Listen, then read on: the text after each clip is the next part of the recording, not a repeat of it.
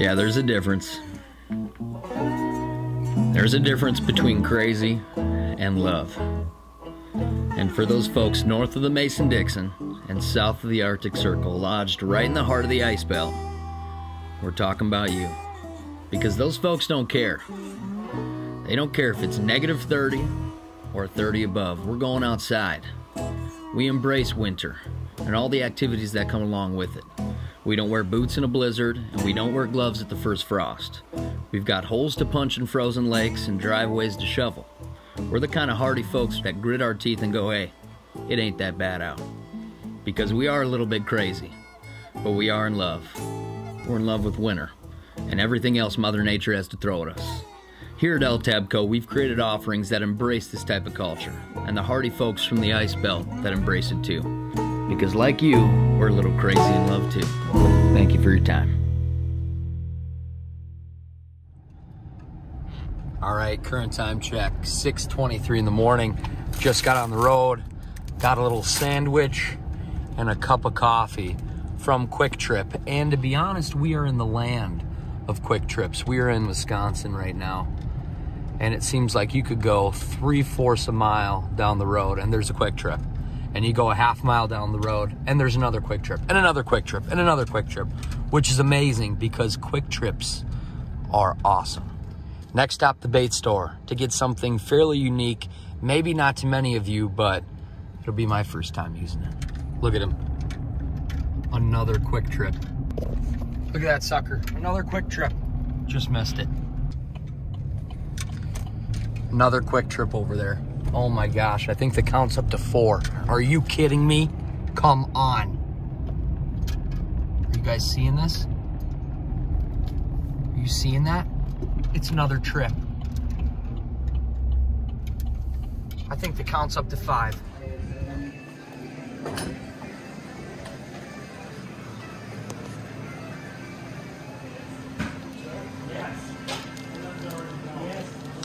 I think this is what we need.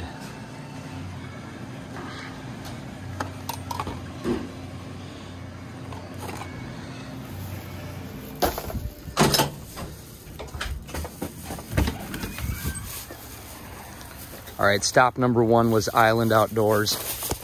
And that place was big. It's a big place. It's gotta be the spot around here. This is something I always find funny, especially about Wisconsin.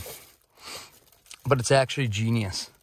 So when you go in there and buy waxworms, spikes, whatever, they package them in old chew containers, which is pretty genius because you can step on these, sit on these, obviously, and they don't break. Way better than the plastic containers they give you up north. All right, bait, golden graham s'more treat, and tip downs secured. Let's head to the lake. There's another Quick Trip. There's so many Quick Trips around here. I bet this is the 7th Quick Trip I've seen. Oh my goodness gracious. You're not gonna freaking believe it. What do you peek up there? Hidden deep beneath a beautiful bluff is yet another freaking Quick Trip. Are you kidding me? I was born up in the mountain, raised by an old grizzly bear. I was born up in the mountain, raised by an old grizzly bear. I was fed by Mother Nature, and I breathe fresh, clean, natural air. I rose up with the sunlight and the moon, she called me to sleep. I rose up with the sunlight and the moon. I have ice fished out of a 4-wheeler, a snowmobile, a snow dog, a Ranger, but never, ever, ever have I been ice fishing out of a hovercraft. Oh, look at that bad boy. This is good buddy Gage, and Gage and his girlfriend have been so kind to offer up a spot in their airboat, not their airboat, one of their buddies' airboat, to go out and pound some perch. Yeah, so this is the hovercraft. We call this one the Silver Bullet. It's my buddy Nick with Teskey's. So these are just made out of fiberglass and foam with a skirt on the bottom that inflates. You just got 2 motors here, one to push you forward, one to run the lift here. That's pretty much all there is to them, and we're gonna go out chase some big perch on these flats on the south end of the river here. Dang, so your buddy Dick, did he kind of design this? Yeah, so they actually build them right here on the property we're at, all by hand, one at a time. There's a couple of guys, he makes the molds, he actually lays all the fiberglass, builds these things one by one, and makes sure they're the best quality hovercrafts out on the market. Dang, I'll link his website down below if he doesn't mind. This is incredible. How popular would you say are these, or airboats, or just kind of odd transportation like this on the Mississippi River? They're becoming a necessity. The biggest issue you have with the river is the pressure. The current keeps so many areas that are very good fishing not accessible, just because that current wears down that ice and it never gets thick enough to walk across. So we're starting to see these grow in popularity. You know, 10, 15 years ago, there might have been a couple. Now they're starting to grow. A lot of people are buying them for their own personal use. Plus, I know a lot of the guides in the areas are using these too. So they're growing every day. Gage, give me a walk around and kind of explain to the folks again how this works. I know you explained it fast, but this is... So you have a motor up here in the front. This runs your lift. So there's a fan in there that pumps air into this skirt here. Okay. And that's what actually allows this thing to hover, why we call them hovercraft, so they're not dragging on the ice, okay? Yeah. Then you just have like a bike's steering wheel right here, you know, your handlebars, that's your throttle to the big fan in the back. So crazy. That fan pushes air to push you forward, and then you have some rudders which help you turn. Dang, this is incredible. Yeah, this is no joke. This is a river fisherman's dream. The Silver Bullet. This is unbelievable. Wow, well, I cannot thank Gage, Dick, and all their pals enough for allowing me to hop in and experience this. This is incredible. Let's fire it up. Sounds good. Give it a minute.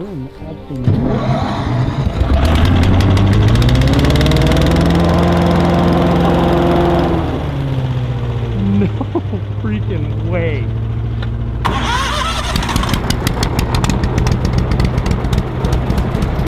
Want me to hop in? Yeah. All right. Come on.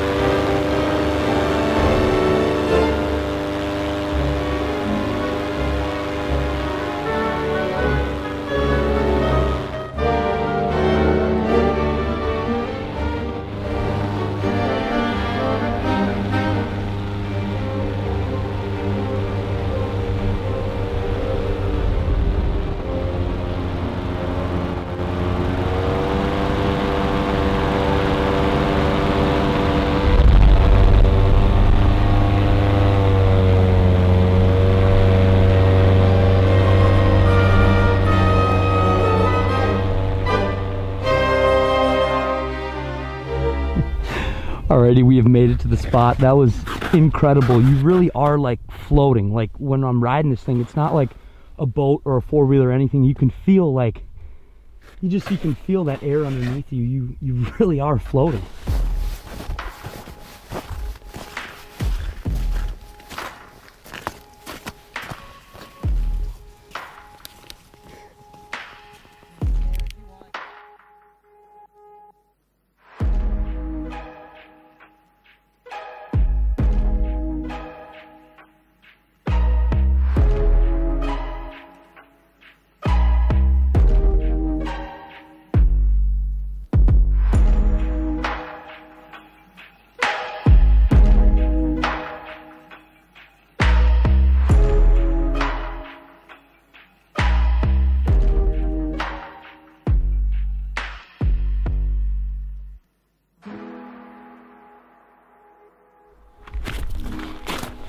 Target species acquired. Gage's better half, Hailey, was out here before us. Just out for blood. So this is insane right here. I've been all over the country, and it seems like this technique is almost specific to kind of the Wisconsin, or at least Wisconsin river fishing culture. And this is called a tip down. I'm not going to talk about it. I've only seen these. I've never fished with these. I'm really excited to learn about it. Yeah. So your tip ups and other hook setting devices or like flags that you've had in the past, they're just not sensitive enough for a lot of these light biting panfish. So on the river we use tip downs, and all it is a rod that's propped up. So when they bite, it just starts to tip the rod down, and that's how you know you have one. It's almost like, I think about it as a more sensitive tip up. They're great too because you can see these from a distance. So if you're kind of hole hopping or spread out like we are today, you don't have to be right on top of them. You can see them from a distance. They don't get covered up by snow drifts, anything like that. And we just use some rosy reds here for a bait. You know, just a nice little rosy red there, kind of like a goldfish colored fathead. And we just drop those about a foot off the bottom and let them sit, and we're just gonna wait for these perch to want to eat. Incredible. Tip down. This is freaking incredible. I'm learning a ton today. I'm not a river rat. I'm not a tip down expert, but I'm trying to be a sponge right now. I'm just soak it all in. Gage is freaking dialed out here, but yet Hailey's in the lead. So is he really dialed? Yeah, what's the best? I'll look this way to watch that one behind you. You know what always happens too? You're working one on your flasher and you turn around and a tip down. Oh, I'm sure. That's exactly what it is. Right out the gate, I'm going my fave. Just a little pinhead pro. Hailey's actually been slamming on the drop kick, so I might switch to that, but I gotta go with a little pinhead out the gate. This is a lot to look at. There's tip downs everywhere. Obviously we got our Vexes down.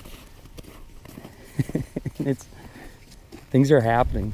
Oh, that's a nice mark. Come on. Just spread out so much more. Like, oh, I just missed one. Come on. Jiggy. Oh, come on. He's so red hot. There we go. That looks like It's a little dude. He had a buddy. Oh, his buddy was even more hot.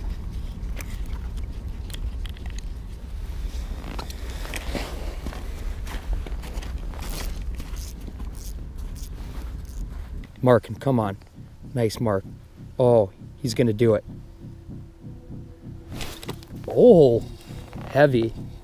Oh, it's a freaking giant, dude. Oh, it's a freaking giant. Holy sh!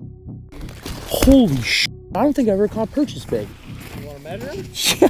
Yeah. I told you, dude, you might break your PB today. That's a monster. Holy sh! Oh my gosh, look at this big mama. Oh my gosh, yes, dude. Oh my gosh. Where I live in southern Minnesota, our perch opportunity is just like, it's not there, you know? This is a freaking monster, dude.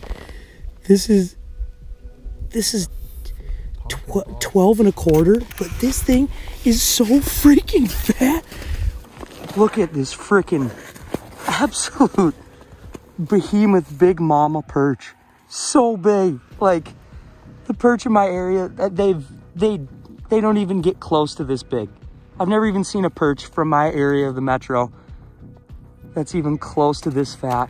As good karma, we're letting big mama go. That was disgusting fat. Like, Kyle drives it too. I watched yeah. the rods go over. Oh my gosh. Little pinhead pro. Gage and Hailey, we're not kidding. These things are big. Like, big. Wow. Everything we have over there, I do not feel bad keeping after seeing big mama drama. Tip up, or I suppose tip down. Look at it. It's on its side. Got it. Feels good. Little perch. Little guy. That was incredible though. Gage has got an eye on him. This thing literally just went like that and then boom. Future of the fishery right there. And so, would you say we're just kind of sitting on just a shallow flat, anywhere from 2 to 6 feet, eh? Yeah, so a lot of these islands back here, the river's all about current, and every year based on water level, the current changes all these flats on these islands. So, you know, there's some current flowing through here. We're set up in a ditch that's about 6 feet, but if I move 50 feet to my right, we're gonna be in 1 foot to 2 foot of just sand, shallow water. So the key on the river, whether you're fishing, you know, what we're doing here way out behind some of these flats and stuff like that, or even if you're on some of these more community spots, is finding those little depressions. That's where these fish like to congregate. It's a little bit warmer water, it's a little bit deeper, they can ambush up, and that's what these fish are looking for. Sneaky devil. The worst thing with these is you want to grab them early, but if it's not at least halfway down, usually they don't have it. Oh, we were waiting for it right there. That was so sick, you could see it pull it right down. Yeah. Beautiful, beautiful. Little river slew tiger. For a minute about conservation, we all love catching these big fish wherever we go, and for me it's about keeping the right size class of fish. This perch we just landed here is a perfect eater. Anywhere from that, you know, 9 to 12 inch range tends to be your bigger males. We want to leave those females in the water. I know those are the big fat giant perch that people come to the river. It's fine to catch them, maybe keep one to put on your wall, but if you're keeping all the big females, they're not going to be able to reproduce, and that's the genetics we want in this river. So we really try to keep about that size perch for your eating and, you know, all your fish tacos, stuff like that. It's a lot to look at here. In Wisconsin, you can run 3 lines. I bought these weird tip down things that aren't really tip downs. I'm not even going to put them up. These are the real deal. I'm just going to jig, keep my eyes open for the tip downs. Good to go.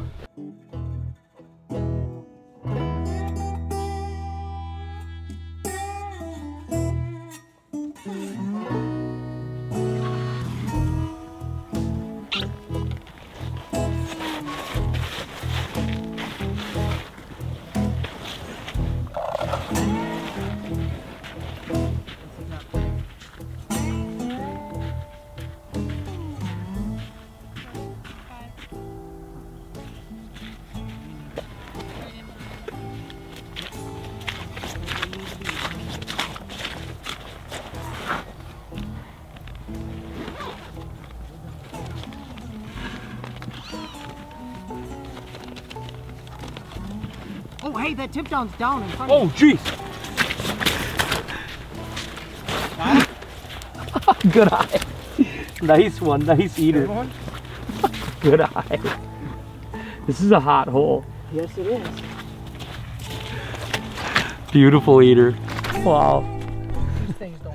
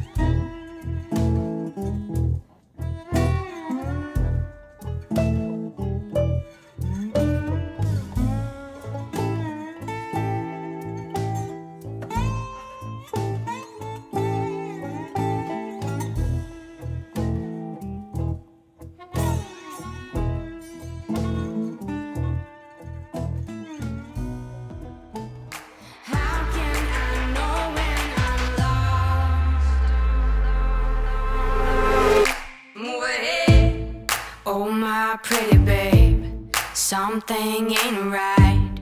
Got to find a way to move ahead.